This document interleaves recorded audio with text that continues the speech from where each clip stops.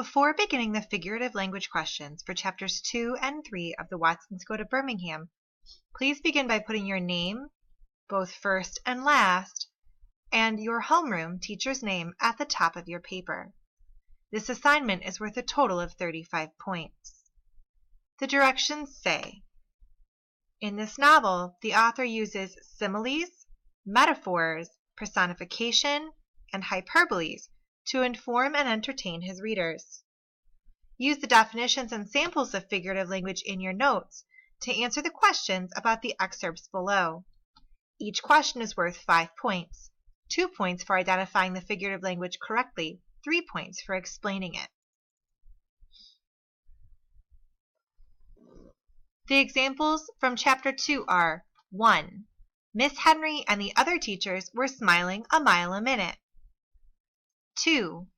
While Miss Henry and the other teachers were smiling, all the kids were looking at me, Kenny, like I was a six-legged dog. The underlined portion is the portion that I want you to pay attention to. 3. The Langston Hughes book jumped from my, Kenny's hand. 4. About a million fingers pointed at the new kids and a million laughs almost knocked them over. Please concentrate on the underlined portion for number 4. Number 5. About a million fingers pointed at the new kids and a million laughs almost knocked them over. Please concentrate on the underlined portion for number 5. Chapter 3, number 6. I've got a million of them plastic dinosaurs, but before LJ started coming over, I had 2 million. 7. I felt like someone had pulled all my teeth out with a rusty pair of pliers. In order to receive full credit, you must identify the type of figurative language for each example and explain why that excerpt is an example of that type of figurative language.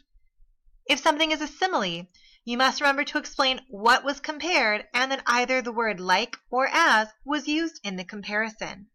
And if something is a metaphor, you must remember to explain what was compared and that the words like and as were not used in the comparison.